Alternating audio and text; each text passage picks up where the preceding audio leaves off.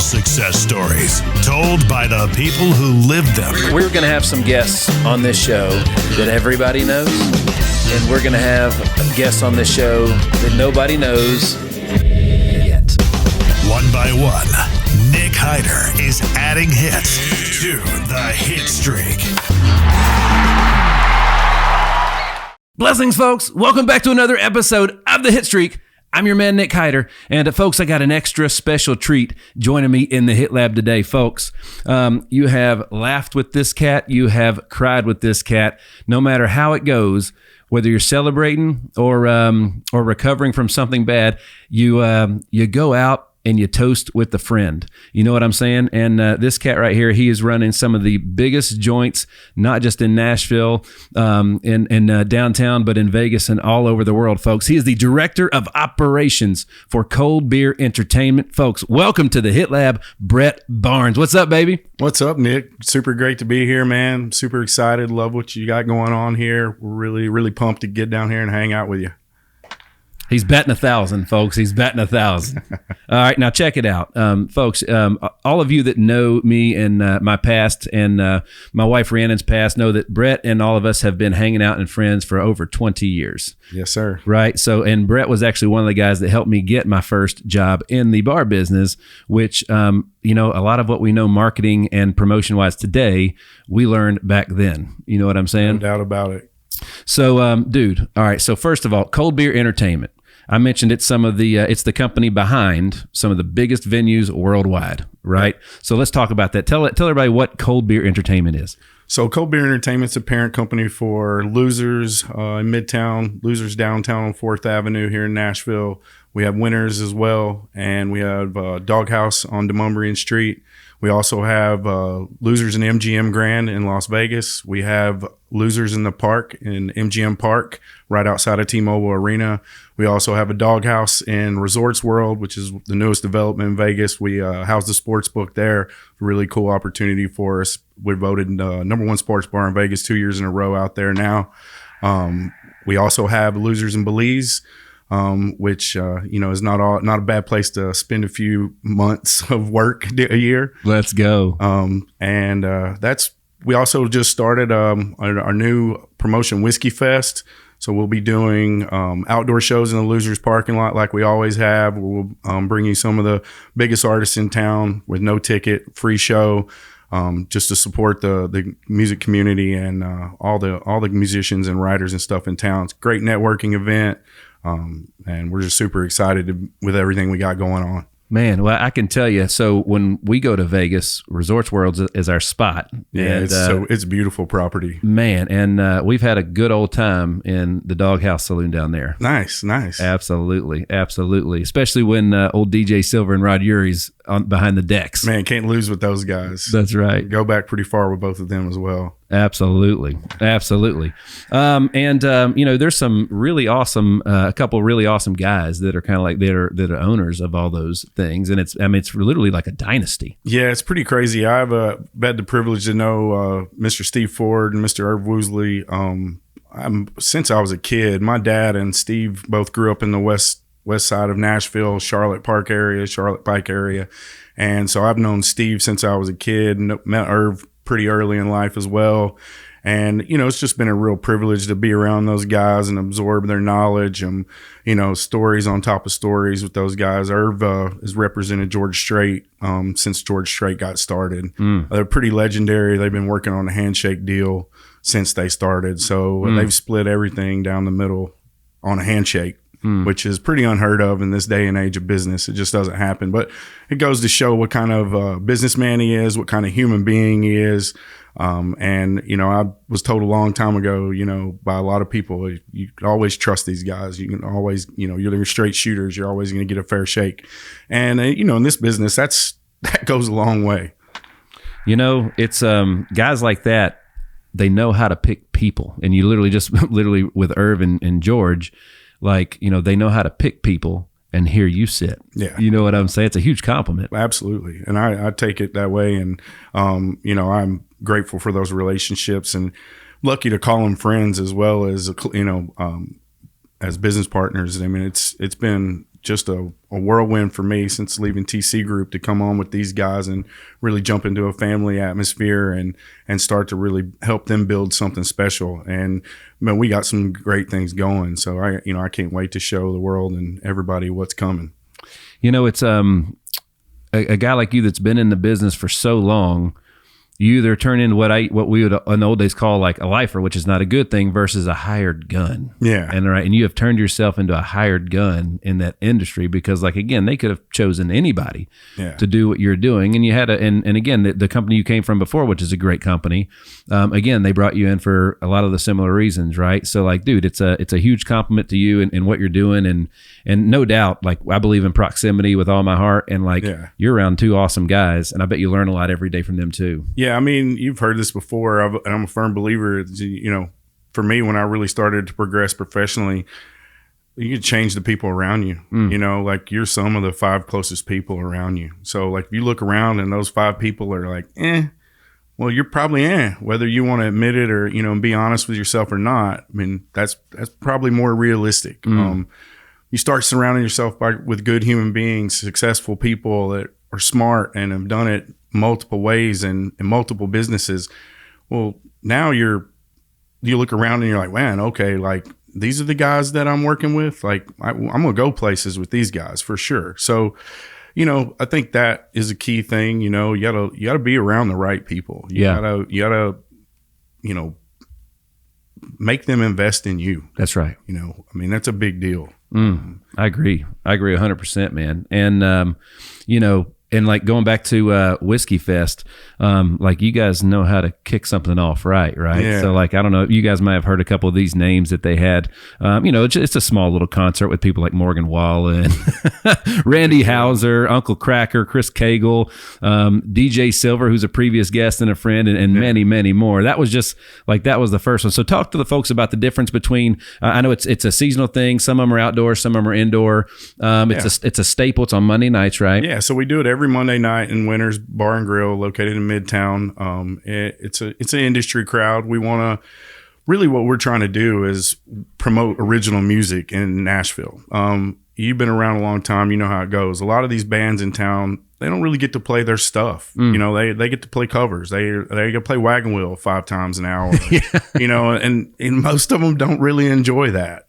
But that's how they pay their bills. So they go out and they grind it out. But they don't really have any venues that give them an opportunity to come in and play their original stuff, especially with full band. A lot of places do writers' nights, but I mean, writers' nights are great, and you'll find some great songs there, some great artists, some really great talent.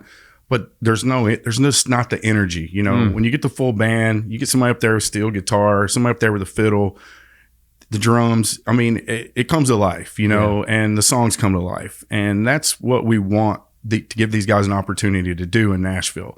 And we want to do it in a room filled with all your big songwriters, a lot of your big record executives, all the important people, all the people that you don't normally get a chance to play these songs in front of. Like, we want to give you a chance to do that in front of these guys. And then on the big shows, like when we do the outdoor shows, we're going to throw a couple up and comers on, and then we're going to back them up with Ernest or Morgan's available. When he's available, we take Morgan when we can get him. That's kind of how that goes. But Chris Young, Riley Green, these guys are all great friends of ours and has done a lot of things for us. And we want to give these guys an opportunity to get up on the same stage with those guys and show the town what they got. You know, and it's just really a special thing. I can't tell you how many artists have approached me and we're like, man, thank God you guys are doing this and keeping this thing going, because it's important. Like, it's not just another night. It's a thing where people can build, network, and start to make a name for themselves in Nashville. Right. It's super smart too, because as these up and comers, especially, I mean, there's been so many deals happened at those venues anyways, that once they've made it, it's really easy for them to come back. It's almost like an alumni of a school or a university. It really is, man. I mean, they're all like family to us. We had a BMI after party, the BMI Awards after party last Tuesday. And just looking around, and it was kind of surreal. The people that are in the room. We got Post Malone there, Peyton Manning. I had the opportunity to introduce Peyton Manning to Post Malone. I'm like, what is life? You know, like, is this is really what's happening right now? You know, and if I wouldn't be there without any of these guys, you know, Sure. without Irv and Steve and their connections. And, you know, it's Losers it's such a cool place because, you know, it's losers, you know, and then it's anything but really. So, I mean, it really is a special thing. And we're super proud to host those guys and to give them a safe place to play. You know, That's right. It's not easy for those guys to go out in town and have a good time. And we work really hard to make sure that they're well taken care of. They get the privacy they deserve and they're not, you know, being harassed for pictures and stuff. And what's cool is that the people that hang out in Losers, they know it. That's right. So they don't really do it. And we don't really have problems like that. You know, they respect the guys, and, you know, the guys actually end up interacting with them, and, you know, it turns out to be a really great thing. And, you know, probably the only bar in town that has something like that really going on a regular basis. I agree. I mean, just the last time that we were in there, so we were there for Bobby Pinson's birthday party. Oh yeah. And Shenandoah freaking performed in there, and like that was we didn't even know that. Dude, how great were they? You know, it was unbelievable. We had these bands. We always make fun of these bands that sound check forever and ever. And Shenandoah played like a minute and a half of one song. They're like, we're good. And then they got up there and they were amazing. I was like, dude, these guys sound like the record. Like, this is crazy. And 20 years later, that's one of Rhiannon's favorite bands from the 90s. And so, like, we didn't know that we were just there for Bobby. We didn't know that Shenandoah was actually playing. And of course, they come on and we're like, man, they sound good. Let's go check them out. We walk up there and we're like, holy crap. It is Shenandoah. Yeah. So I've had a couple moments since I've been with this company like that. Back in the day, I used to manage a place called Hollywood Disco for them. And Steve would build the lineups for our Tuesday, or Steve and John Rich, we worked to build the lineups for our Music Mafia night on Tuesdays. And so a lot of times I didn't know who was going to be, what artist was going to be in there. And I remember I was up in my office one night and I'm listening to this band, you know, sound check. And I'm like, dude, that sounds like Three Doors Down. And then I walked down there and I'm like, oh, it is Three Doors Down. Go figure. Well, that's cool. But, you know, like Nashville is a happening spot. It's a hot spot. It's on everybody's radar. And it's literally the venues like that you run that make it on everybody's radar, that make it the tourist destination that it is. You know what I'm saying? So folks, like, you're welcome. Yeah. Because we got the guy, like, you get to hear behind the scenes and how it all works and how it all happens. You know what I mean? This is one of the guys that create all that magic for all those bachelorette and birthday parties and everything else. Dude, I can credit Bar Nashville for learning how to throw a party. That's right. You know, Nick was there with us. We definitely were the masters of throwing a party. When people ask me what that place was like, I'm like, you ever seen the movie Animal House? Yeah. It was like Animal House, but in just a black room. That's right. Like basically toga parties, you know, bar setting on fire. Anything and everything. Anything and everything you can imagine. We did it there. And but what I really learned there was what it was like to like stand on the bar or stand in the DJ booth and look out at a crowd and see all these smiling faces and all this great energy. And I was like, man, this is why I'm here. This is why I'm doing this. Like, I'm not doing it, you know, of course the money's good. You know, back in the day, bartenders make decent money in this town. Actually, bartenders make great money in this town. But it was, you know, a lot of times I've been like, what do you really get out of this? Well, I get to look out there and I get to give these people that experience. I was like, that's a really cool thing.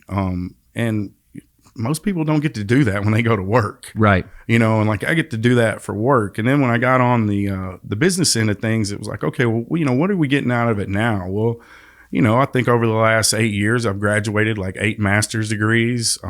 I've helped support single moms. I've helped, you know, like get people through college, you know, get their undergrads. Like, and, you know, our companies, unless you're on the executive end, these are transitional positions. Absolutely. So these people are trying to figure it out. And I get to help them figure it out, man. That's right. And like a lot of times I'm the camp counselor, you know, and I don't have any problems doing that because I want to invest in my people and I want my people to know I have their back. So when I walk out the door, they have mine. Can't be at your business 24/7, man. And if you don't have your people's back, then they won't have yours when you're not there. Yeah. And, you know, especially in my industry, that's crucial, man. Like if they're not looking out for you, then drinks will get given away. There's maybe stealing. There's a lot of things that are going to happen that is going to cost you money as a company, and residually over the year. Like I've done a lot of numbers for people, and I'm like, hey man, if you have 20 bartenders, they give away 2 beers a day at $8 a pop throughout the course of a whole year. Do the math. Yeah. You're over $100,000. So it's like it's a big deal. That's right. So you really have to have your people's back, man. You have to invest in them. And one of my favorite things to do is find somebody who knows nothing, which is kind of how I started out. That's right. In the business. I was a customer, and I was like, man, I love hanging out here. What can I do to get a job? And they're like, hey, well, you want to promote? I started out handing out flyers. I was like, I think I was 19 years old, and I was handing out flyers and taking people into a 21 and up bar, and I couldn't even buy a drink. Yeah. But that's how I started. But I was good at it, and you start, when you invest in someone and you teach them a skill and you give them an ability to go out and do something on their own, they're very loyal. Yeah. So I love taking people that are raw and have no experience in our business and teaching them how to do things the way we do them, because they're much more invested. They're much more loyal. I haven't just given them a job. I've given them a skill set. I've taught them how to do something that will help them make money for as long as they want to do it. So those people are going to be a lot more loyal. They're going to look out for you when you're not there. And I think that's crucial, man. I think a lot of my success is lied in the fact that my people know I have their back, so they have mine. Man, that's fantastic. I couldn't have said it any better. I want to thank all of our loyal fans that spread across all 50 states and 14 different countries. It's absolutely amazing. Folks, help us keep spreading the word, right? Share your favorite episodes with friends, and make sure that you are liking and subscribing to the Hitstreak on all digital platforms. Thanks again, and we look forward to more. The few crews that we call old school these days, we were all together again. Unfortunately, we'd lost one of our people. Yeah. And but we came together, and it's just so cool to see how everybody still has each other's backs, and it's literally like I say it all the time, friends come and go, but like teammates are forever. And like from a sports guy, like that was the closest thing. Those were teammates at the end of the day. Absolutely. And I mean, we were in it together, like some of those nights, fights break out in the bar, like we got each other's back. Everybody's looking out for everybody. And I think that, the bar group was one of the tightest knit families, work families that I've ever been a part of. And it just goes to show, man, we're all still together, and I think we've all had a small hand in turning the city into the entertainment monster that it is. I tell people all the time, like, while as a native, it does make me a little sad to look around and see all the old stuff gone. Yeah. I am very proud that I've had a hand in making it new and making it popular and bringing all this energy and all this life into the city, because at the end of the day, I mean, things are getting better, and they're going to continue to get better, and they're going to continue to grow. And I'm proud of that, and that's right. We provide, I think, the greatest entertainment environment in the world. Right. I had this conversation in Vegas with some industry guys, and I was like, you tell me another street on this planet like Broadway in Nashville. The only thing they could come up with was Bourbon Street. And I said, yeah, for 1 week a year. That's right. I was like, Broadway's 365, bro. It really 52 is. 52 weeks a year. I was like, there's no comparison. I was like, there's just not. I was like, I can't think of anything. And not only that, it's all country bars. That's right. For the most part. So, I think that's a great, what sets us apart, when Rhiannon and I, we didn't get married for a long time because I just couldn't afford to do it. Yeah. You know what I mean? And when we were at like rock bottom and on our way up, it was like, so check this. I don't even know if I've said this before, but like, so we got married in October. We didn't have our reception till like February of the next year. We had it at the Riverwood Mansion, which ain't cheap, and that was because Steve Shelton, who owned it, which was a childhood friend and a partner in the bar business, made it happen. We couldn't afford the bar to let people celebrate with us, and Bill Beard donated it all. Like literally, we thought we were gonna have to pay for it, didn't know how we were gonna do it, and we go to pick it up, and he was just like, "This is my gift to you guys." That's amazing. Those are just two little stories about like like, folks, these are the people that are running these things. They're incredible. Well, and you brought up Bill Beard. So I was at a point in my life where I've been DJing for a long time. I was making good money. I was doing good. I worked 5 days a week, $500 a gig, about 16 hours a week, making six figures, working 16 hours a week. Sounds pretty good. Then I kind of got to the point where I was like, man, it's not going to be a great look to be the gray-headed DJ. Right. And I was like, I'd always, been on the management operational end and had kind of gotten away from it while I was DJing. And when I wanted to come back into operations, Bill Beard was the first person I reached out to. He's with TC Group. And he basically was like, come in, I'm going to set you up with Tommy, our director of operations, and we'll get you something. And he's like, they'll love to have you. He's like, we'll figure something out. So I went in and interviewed with those guys. They started me out at FGL. I was there for like a month. And I'm not going to lie, I started at the bottom. I took a huge pay cut and I was floor manager. I'm running food. I'm doing table touches. And it was that was kind of like I don't want to say aha moment for me, but it was like where I made the commitment mentally that I'm not going to allow my pride or anything that I've achieved in my past to get in the way of this opportunity. So I was like, well, I'm going to touch every table. I'm going to run all the food. I'm going to be the best floor manager these guys have ever seen. Well, that lasted, I was doing that for a couple weeks, and then somebody comes to me or I get a call from Bill, and he's like, hey, come across the street to the big building. He's like, we're going to move you over here, make you a GM. I'm like, dude, I've been here 2 weeks. And he's like, we're about to open Aldean's. We're about to open Luke Bryan's. We need somebody in charge in the big building that knows what they're doing. And he's like, we got some other guys that have been around longer, but everybody loves you. He's like, you got the experience, you got the skill set. He's like, so we're going to just go ahead and move you over, and you'll start kind of driving these projects, and helping, Tequila Cowboy was the base of that property.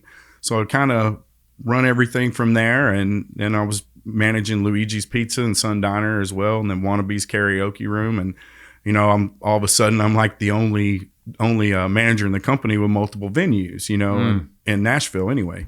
And I'm like, man, like this happened. And then I got a massive raise, and I was like, man, this is Bill Beard, dude. Like, yeah. I mean, it just goes right back to that family we were all a part of at Bar Nashville. That's right. And he was there for me, and he's been there for me every time I've ever needed him, as well as, if you got Kirk, Rhiannon, I mean, I can't tell you like how many times I've called on some of you guys, and everyone's always there. That's right. And we always pick up where we left off, man. Like, it's like when I ran into you at that event for the Sentinel Foundation, which was an awesome event. Yes. A wonderful cause. Dude, it's like, we just pick up where we left off, right. And we don't have to talk every day. We don't have to text all the time, but me and you will never change. Like, every time we see each other, bro, we're boys. We're gonna pick up right where we left off, and I think we have that with all those guys. Agreed. Which is really, really rare. It truly is, especially in sometimes that industry kind of gets a jaded, a jaded perspective put on it. Yeah. So there's great people. Now, again, that industry swallows people whole. It does. And for me, getting out of it was, you like, there's a evolution that it takes. I don't know if I could have had the evolution that you did in that industry. Like, for me, it was like I had to do a 180. I'd gotten to a place like, I got it. I don't like the person I see in the mirror. Yeah. I had to try some other things and prayed real hard and got called to do some other stuff. But like, when you see the guys like you and Bill and so many others that have we all started at the same spot, and see you guys running. I mean, we're talking hundreds of millions of dollars of revenue. It's crazy. It really is. When we opened Aldean's and Luke's, and we had FGL House in Crazy Town at the time before they remodeled that and turned it into Casa Rosa, which is Miranda Lambert's. I remember just looking at the numbers, thinking to myself, well, I wouldn't believe this if I wasn't seeing it with my own eyes. Yeah. I mean, and then, what we do in Vegas with Losers and MGM and Doghouse out there. I mean, dude, you don't get to be the number one sports bar in Vegas by doing small numbers. That's right. We do some big numbers out there, and it's it's crazy to think, like where you started, and now here I am. For one, I managed to turn a bar gig into a Monday through Friday 9 to 5, which it only took me 22 years, but let's go. But we're here, and it's the gig that I want. I still get to do what I love, and make a bunch of money doing it. Yeah, Brett, we talk about a lot about how relationships is the real currency. You know what I mean? That only appreciates. You know what I'm saying? But a lot of people know a lot of great people, and they don't know how to turn those relationships into some type of monetized relationship. A place where you can help each other grow financially, spiritually, and everything else. And that's one of the things that, like, you've always done a great job with is, like, dude, you just know a lot of people, and you've been able to know how to connect dots. That's what I've figured out how to do. It's like, man, that person needs to know that person. They can do this, that, and all those things. Then everybody gets a piece of the pie when it happens. You've done a great job with that. I appreciate that. I think the biggest part of that is there has to be something in it for both sides. If I have a relationship with Ernest, what's in it for Ernest? There's a lot in it for me. There has to be something in it for them too, and if you make that, if you always, have it like that, then they feel like, for one, it's honest. And honesty goes a long way with these guys, because that's really how they want to be treated. They want to be treated like anyone else. That's why you'll never see me in pictures with any of these celebrities that I get to hang out with, because I wouldn't ask for, me and my buddy from high school and be like, hey man, you take a picture with me? Yeah. Like, I wouldn't ask him. So, like, I'm not going to do that to them. And I'm not saying I think it's bad. Most of them are super accommodating to people and they don't have any problems taking pictures. But when it comes to their friends, it's like when I see the group of people they're hanging out with, those guys aren't asking them to take pictures. Right. Well, I want to be in that circle. So I have to behave like I'm in that circle. And that goes a long way in those relationships, man. It really does. That might be one of the most powerful things said on this episode today, was that right there. If you want to be in that circle, you got to belong in that circle. Yeah. You know what I mean? And that means the way that you act is a big deal. For sure. Bro, that's powerful, man. I've said it a lot. First of all, I want to touch on this for a minute ago. So you mentioned all the locations you guys have, right? And folks, check it out. If you want to keep up with Brett on Instagram, it's at the Brett Barnes. Coldbeerentertainment.com is their URL, and on Instagram as well. There's also a Cold Beer Entertainment on Instagram. Correct. Yeah. All right. So follow those, dude. It's anytime you scale something, one of the hardest things that I learned to do in business was take something that I could do here and make it happen over there without me. Well, yes. Right? Very difficult. And you guys are doing it literally all over the world, in the entertainment capitals of the world, and you're winning on all fronts, which means you guys are really good at developing process and framework and then replicating it in others, right? So when you think about, the bar management group that ran the first bar that we all came, like that was the first time I'd ever seen it. Yeah. And they did a pretty good job with it. Yeah, they were. You know what I mean? They were. I think, that company, I think the only mistake they made was they grew too fast. Other than that, those guys were very talented and very smart guys. I mean, I still think a lot of Bob Durkin, Rob Pedlow, those guys that were the leaders of that company when I was a part of it. I cut my teeth there. A lot of what I learned, Kirk Evans, obviously another close friend of ours. That's right. I wouldn't be here without that guy, and he believed in me.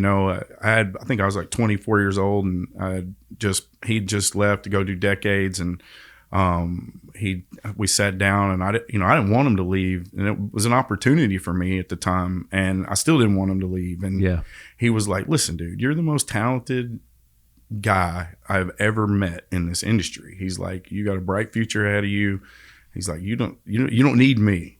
He's like, you're going to be just fine by yourself. And then I went on to be the youngest GM in that company at the time, I think. And then I ended up moving on and going my own way from that company. But the things I learned there and the relationships I built are what have paved the way for me in the future. And I wouldn't be there without those. I mean, everybody, says this, but like each step on the path is necessary. So right. If I hadn't taken those steps, I wouldn't be here. And I need all those skill sets. And the grassroots marketing, dude, I tell people all the time, there is no form of marketing greater than walking up to a human and asking them for their business face to face. There you go. Like literally. So in today's world, they call it organic marketing, right? They just rephrased it, but it's grassroots marketing. And you're exactly right.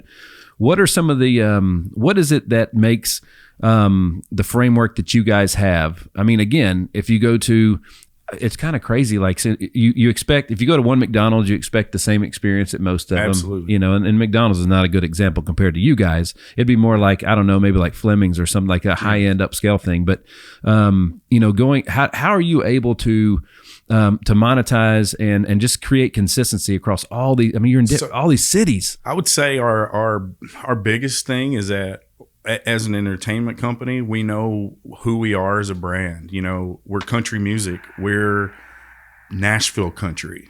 So in Vegas, all the bands are from Nashville, bro. You're not going to see one single showy band up there. You're not going to see one guy slapping his guitar with no strings on it.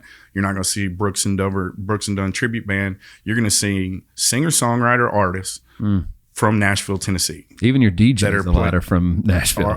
All of them are booked from here because we want that authentic experience. If you walked into, we send our Losers House band that plays Midtown all the time. We send them to Vegas. So you could very well walk in to Losers in Midtown one week and go to Vegas the next week and hear the same band. That's awesome. And that authenticity in Vegas takes us a long way. It really does, because everything out there is the opposite. Everything out there is it's a little showy, and that stuff's great, for the people who enjoy shows. I'm not knocking on that form of entertainment. It's great entertainment, and I've been to some shows and I enjoyed them. But for the average everyday Joe, everyday customer, they're going to want some authenticity, and we're going to always have that. And then the thing for operationally wise, it's pretty crazy about Vegas is that you don't get to recreate what you do there. You do what they tell you. The casino has a ton of control. So you don't get to, you don't even get to pick which register system you use, Oh, wow. They use the POS that they use inside the casinos, and they have deals on everything. Like if you want to pick up a liquor or a beer, it's not just that easy. They have to buy, that company will have to buy activation in the casino. It could be millions of dollars. Right. So there's a lot of different things. Vegas is just a completely different animal, but I've really enjoyed being involved with those properties because I've learned so much. And if I can open a bar in Vegas, bro, I can open one anywhere in the world. It's the most difficult place in the world. I mean, there's so much regulation, so many hoops, so many permits, and to do it out there, if you can do it out there, you can do it anywhere, which is why I also believe that when operators leave Vegas, they find jobs easily. TC Group is almost all operated with Vegas talent at this point. Their director of operations is from Vegas. Their VIP director is from Vegas. I mean, they brought it, but the reason they did that is because these guys know how to do it, and can't argue with that. The track record. The proof is in the pudding. And I know what some of the numbers are in Vegas. We got big numbers here. We still don't really touch those numbers. Right. I was at Omnia for 4th of July weekend a few years ago, and I was speaking to the GM of Omnia, and I was like, well, they had Meg Thee Stallion performing there that night. I'm like, what do you guys pay somebody like that? She's doing 3 songs. He's like, $250K. And I'm like, for 20 minutes. So I'm like, in my head, I'm like, well, what kind of revenue do you have to do to pay somebody $250K for 3 songs? Yeah. And then I started doing a little math, and I'm like, they're probably going to do $5-6 million tonight. And then you're like, okay, no, right. I thought I think I'm big fry over here. It's pretty much small potatoes compared to what some of those places will do. But at the same time, there's a place for all that. We're open 7 days a week. They're Thursday, Friday, Saturday night. Yeah. There's some differences there, but very, very cool market to operate in and to learn in, because you learn a lot in Vegas. No doubt. The Hitstreak is powered by our partners at HitLab Creative Studios. Whether it's launching your brand new podcast, rebranding your current podcast, or taking advantage of any of their other content packages specifically for your social media needs, the HitLab is a one-stop shop for you. Visit hitlabstudio.com for more. One of the things that set us apart, especially like in the insurance space, was our ability to promote and market on digital platforms, because we learned how to do that in the hospitality industry. And like, dude, it's super competitive. Back then, you know, it's a totally different world than you live in today.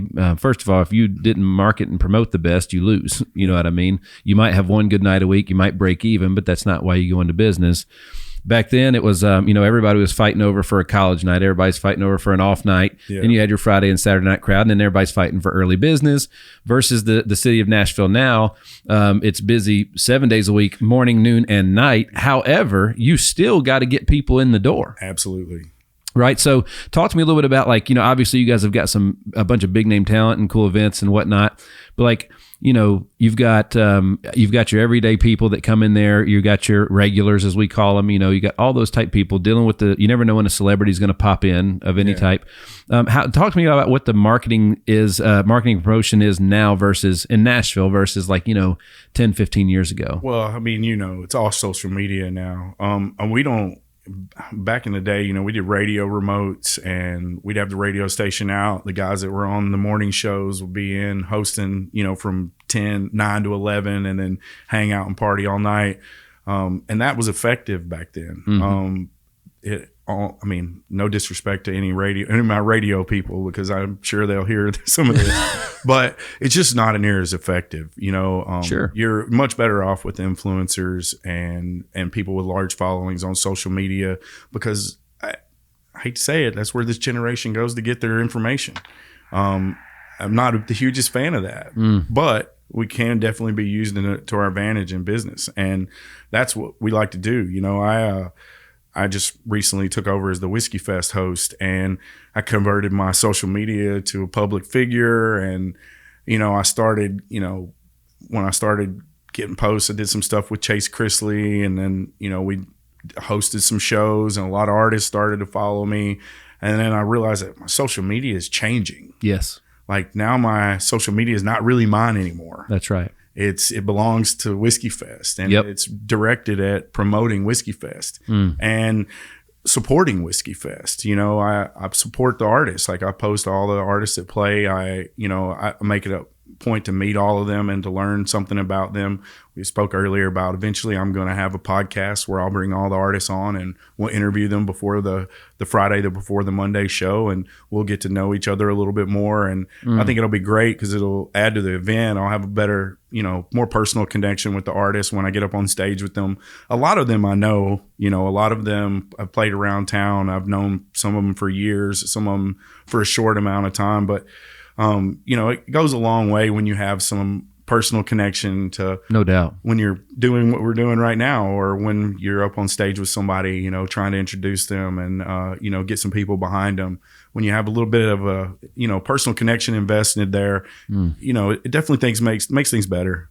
Absolutely. And, you know, so, you know, we talk a lot about, development of a personal brand, and you know, the business needs the brand as well, and everything else, and it's amazing when you start to dive into those and learn about those, what you uncover. But I can personally attest, like, you know, I've said it a lot. I went on the Dropping Bombs podcast with Real Bradley in 2020. When that episode came out, like, I thought something had happened to my phone because it just wouldn't stop. I was like one of those Amber Alert things, and it was like 1,000 of them at the same time. Yeah, it was just all the people following and liking and commenting on these clips from his episode.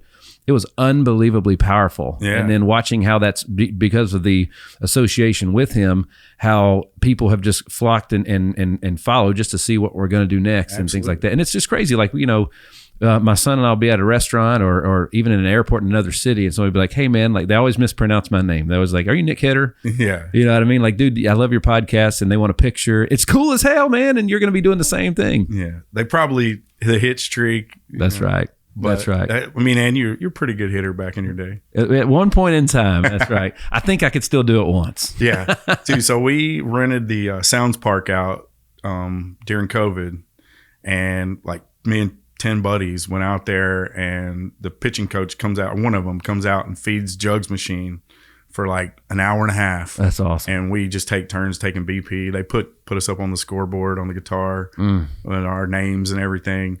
And I got out of there twice with the aluminum bat, but I couldn't get one out with the wooden bat. I think if I'd got one down the line, I hit like 3 to the warning track in the power alley between left and left center. Yep. And I was like, man, if I could just get that down the line. But, That's right. 40 years old, man. If I can get a couple out with an aluminum bat, I was pretty happy with that. Dude, I think the fences are getting further. At least our sight's getting worse. So it's the same thing. No doubt. And then the wind had to be blowing in. Definitely. The wind had to be blowing in. Well, man, you got, so it was fun catching up with you at the golf course. I saw your very beautiful fiance. Yeah. Right. So that's exciting stuff. Yeah. Outkicked my coverage with that one for sure. She's also a local singer-songwriter. She has a publishing deal with Herbs Management Company. And she's been writing a ton, and we get married April 21st of 2024. And it's me, my 44 years old, and never been married, no kids. I got here pretty deliberately. Yeah. And I'm super excited. It took me a while, but I found the right one for sure. Well, let's again, she's got she's an up and comer in the music business. So let's folks check her out on Instagram. What's her Instagram handle? Tay Barton. Tay Barton. I think so. Let's look it up. So check it out. You guys got to check her out, man. Yeah, she's super talented. Kudos to Brett because she's absolutely gorgeous. I can promise you that you will hear her songs sooner than later. That's right. She's a heck of a writer. Super talented. That's right. There she is right there. Tay, at Tay Barton, TayBarton, right? So, and if you're not sure if you got the right one, you see Brett in those posts as well. So I can tell you what happened when I got married. It was people were sitting out in a thing, and it wasn't her. It wasn't her side. It was the people on my side that were just kind of like, they're looking around. They're like, really? Really? How'd that happen? Yeah. I mean, I kind of got a little bit of that because most people thought, I was kind of the point where everyone was like giving up on me. Like my mom, she'd harassed me for, the last 10 years. And then finally was just like, I'm giving up. And then I think that's how it happens though, man. It's like when you're least expecting it. I'd been in a rough relationship that didn't go my way. And I kind of came out of that and was like, man, I'm just not working. Like it's too much stress. Like I need to focus on me. Yeah. And then what was crazy is I realized like, well, if you want to be married, you need to be marryable. There it is. I was not marryable. I was a DJ. I toured around the Southeast, played frat parties and sorority parties and, clubs, nightclubs. I mean, that gives you a lot of access, man. And, asking someone to live with that kind of stress and that kind of pressure, that's a lot. Agreed. And, it took me a long time to realize that because for a long time I felt like they're wrong for, not trusting me and not like, hey, this is what I'm doing. Why aren't you supporting me? And then I realized like, hey man, like, I was drinking a little too much and, things like you do things that you wouldn't do normally. And I'm like, hey, this isn't marryable. Like, so I had to become marryable. And that was a whole part of when I dug in with TC Group and kind of changed my direction and was like, hey, I'm going to be an executive. I have to act like an executive. Right. I very rarely drink. I may get a phone call at 1 a.m. on a Saturday night and I may have a terrible problem that I have to solve. Right. And if I'm not in the right headspace to solve it, well, I'm the director. Who's going to solve it? There's nobody left. So that was one of the biggest things was, being that level of responsible and then also available, being an incredibly high level of available. Like I don't have the luxury of ignoring emails. I don't have the luxury of ignoring phone calls or not returning text messages.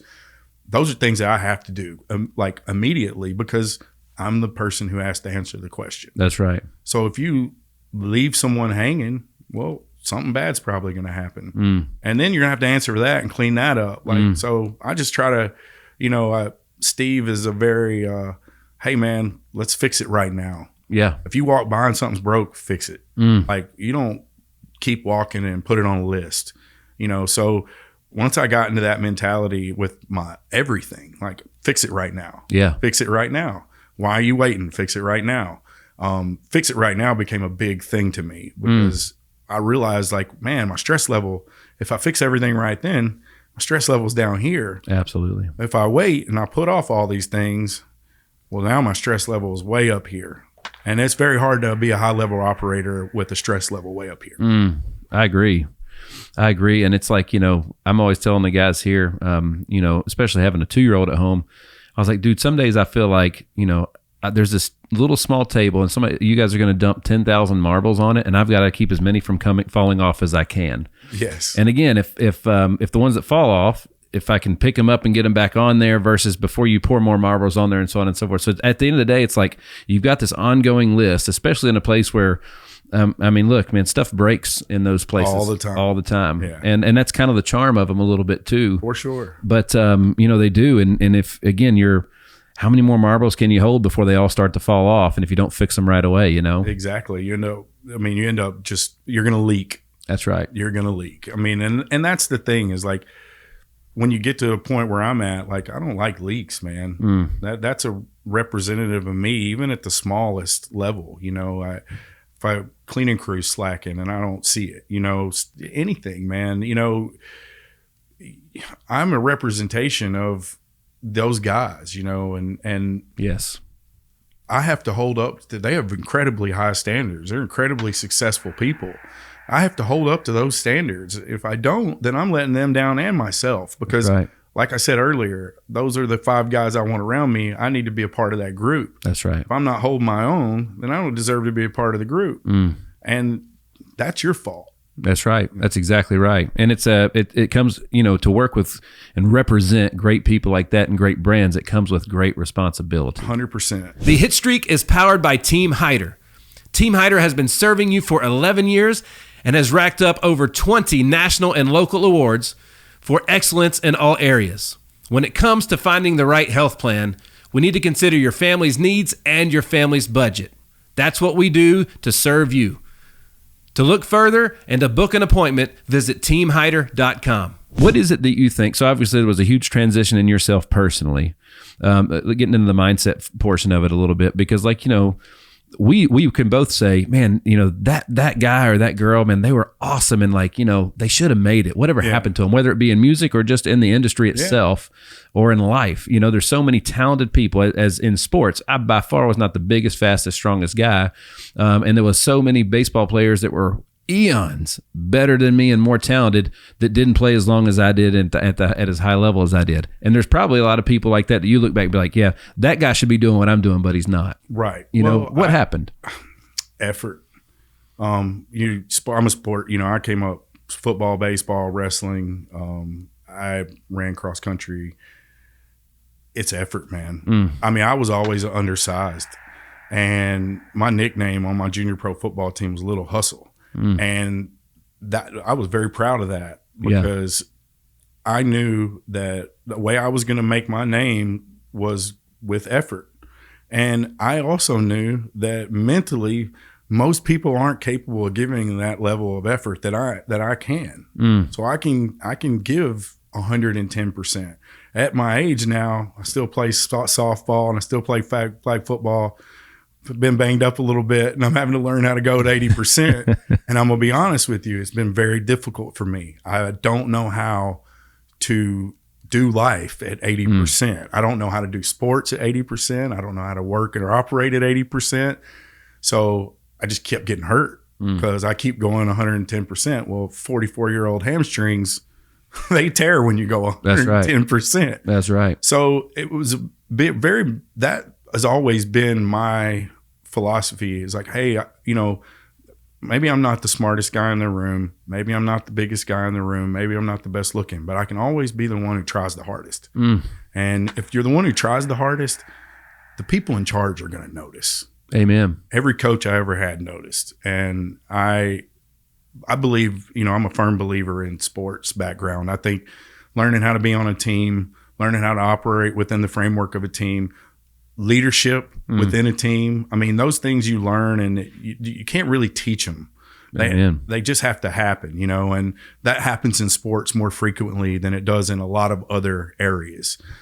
So I think, sports, huge influence on me, just no like doubt. You. And I'm super, super grateful for all of my experience and all my athletics because work ethic, pain tolerance, bro. Like things don't hurt me as bad as they do other people because I've been through so much in sports. And it took me a long time to realize all the value in that. That's right. I see it now. And I was just telling my fiance, we're we're going to get married in April, and we want to start a family pretty quick because I'm a little good luck, little gray in the beard.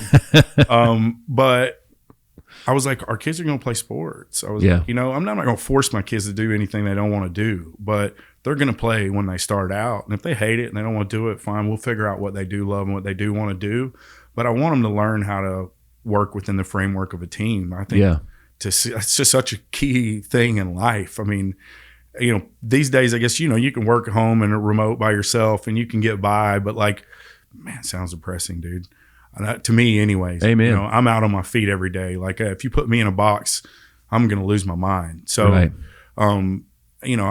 I can't wait to start to kind of introduce my kids when they're here to sports and help guide them through, life and whatnot, and become good, strong little leaders. And, because I think that started for me at a young age. I was the president of my youth drug alliance when I was in junior high. And then we got to high school. I was the president of my class, and then I was voted best all around. And I played quarterback and I played shortstop, and all my roles were leadership roles, and, I think that's either in you or it's not, like a lot of people don't want to be a leader. I always have, and the reason I've always wanted to be a leader is because I think I can lead people to good places. I think I can lead people to being better than when I found them. Right. And that's a big thing for me. I always try to lead people better than I found them. Like whatever I did while you were with me, I taught you something. I consoled you. I patted you on the back. I encouraged you. And I'll be honest, I think only one person that I've ever had to term in my career didn't get up and say thank you. Every single person I've ever had to term has gotten up and thanked me. Most of them giving me a hug. And I'm still either friends or very cordial with all of those people. Right. It's because they knew they didn't hold up their end of the deal and I did mine. Right. So that's what you got to do, man. You got to hold up your end of the deal. That's right. That's right. It's on you. There's a certain level of, to be a great leader, you got to have a certain level of confidence, sure. And confidence is just your belief in yourself at the end of the day. Right. So I love it when Coach Prime says, don't let my confidence offend you. You know what I mean? 100%. I freaking love that. But again, you have to kind of have that. Nobody wins on accident. Nobody becomes successful and stays successful on accident. One of my, living in Nashville, this guy is incredibly hated here, yet he's one of the most profound minds ever, and that's old Nick Saban. Oh, yeah. And I know you're an Alabama fan. Like, I just love listening to Nick Saban. So I had the opportunity to go down to his elite coaching camp with my high school football. Some of my great friends are the coaches on my high school's football team, Waverly, and they were taking their coaching staff down to Saban's coaching camp. One of the guys couldn't go. He's having a baby. They called me up. They're like, hey, you want to come and get to be on campus? You're in the locker room, team meetings, some seminars with the coaches. I'm like, heck yeah. I'm like, oh my gosh, let's do it. So you got to be in the room with him. Bro. Let's go. Unbelievable. I mean, master motivator. And the thing I love about Saban is that he isn't just coaching football players. He's coaching great men. I'm not going to say there's never been any Alabama players that gotten in trouble, because there have. But for the most part, those guys leave there pretty solid human beings. Right. And he puts a lot of effort into that. He's also, a great husband. He worships his wife, Miss Terry. If you ever hear him talk about Miss Terry, I mean, it's, there's a lot to look up to in Nick Saban. Not to, even leaving out the fact that he is probably one of the most brilliant football minds no doubt of all time. Huge amount of respect for that guy. And I remember when we got him, I had a friend of mine who was a huge LSU fan, and he said, that's the second time Nick Saban broke my heart. Oh. And I was like, man, I can understand. I was like, because I know how elated I am to be getting this guy as my head football coach. We were down for in Tuscaloosa for the LSU Alabama game just a couple weeks ago, and I think they set a record for the loudest that Bryant Denny's ever been. And I was like, man, what an atmosphere he's built down here. Because, I mean, I've been a Bama fan my whole life. I remember losing to Tennessee 8 years in a row in the 90s. I remember Peyton Manning and T. Martin and taking us to the shed. I remember losing to Auburn. I mean, it was rough. Yeah. And to just see what he's done with that program. And, I mean, you know, it's Alabama. But, I mean, still, Nick Saban has put Alabama back to where Alabama is supposed to be, in my opinion. I just love listening to him. Like I study that guy. There's so much great footage of him around there, and even a press conference, for goodness sakes, turns into a learning moment. You know what I mean? Without a doubt, it's unbelievable. So, but again, there's a certain level of confidence that you see in all these guys.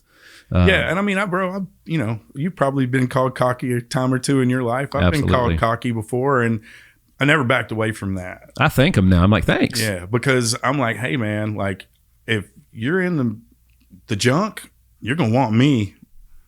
Like, I can tell you right now, you don't want the guy hiding in the corner. That's right. You know, like, you want me. You know, I always tell everybody, if this world ever gets really bad, I grew up on a farm. I know how to kill my own food and grow my own plants and build my own shelter. And, you know, if things ever get bad, I'll be all right. That's right. You know, come with me. That's right. I got you guys. That's right. Well, man, besides getting married in 2024, is there any cool stuff, any big things happening within the company that you can tell us about? Is there anything that you can preview? So we're going to have our biggest lineup of outdoor shows ever this year. So the parking lot shows, we've usually done anywhere from 8 to 10. This year, we're hoping to do 15. We definitely are going to, the city has given us permission to do at least 14. So I think we'll have at least 4 more outdoor shows this year. So what that'll mean is big names for a free ticket, you know, with a great atmosphere in the Losers parking lot behind the big deck. And that's what we're really excited about. You know, Whiskey Fest has now become like a baby of mine. So I'm super, super excited to help it grow and cultivate it and work it. And, you know, we're just getting started with we've been doing our indoor events. I think we've done 8 now indoor Whiskey Fest, and we'll have, you know, those every single Monday unless there is an outdoor. And then on the Mondays we do outdoors. Obviously we won't have an indoor. Be tough to compete with that outdoor, no doubt, outdoor stage. But yeah, that's the biggest thing that we got coming in 2024. Other than we're opening a private venue called the Blue Parrot, which is going to be located on 4th and Malloy. I don't even think we've chatted about this yet. No, this is new. This is big news, folks, right here. So this one will be, I don't know if you've ever been to the Fontainebleau in Miami. Okay. It's going to be a private establishment, cigar room, rooftop bar with fire pits, private dining room. And really what we're trying to do here is that high-end clientele doesn't really have a place to go downtown. That's right. You know, if Jason Aldean wants to go have drinks before a concert or a football game or whatever, there's nowhere for him to go without getting mobbed. Even in his own bar, he's going to get, it's tough. It's just tough. I mean, you get a lot of security you need around you at all times, and then you still almost can't control some of these people. So we wanted to give them a place. You come in the back door, enter with a code, go straight up the stairs. You know, we'll have lockers for people if they want to keep their wine, their own cigars in there. It's going to be a really different thing for downtown. I love what the guys have done up at the Standard and Red Phone Booth and stuff like that. But I think this will be, you know, another level. And there's always room for that growth too, man. You know what I mean? For sure. But especially with the town that Nashville's came into, that's really exciting stuff, dude. Yeah. And that's just probably what you can tell us about. Right. You know what I'm saying? We definitely got some stuff cooking. That's fantastic. That's what I love to hear.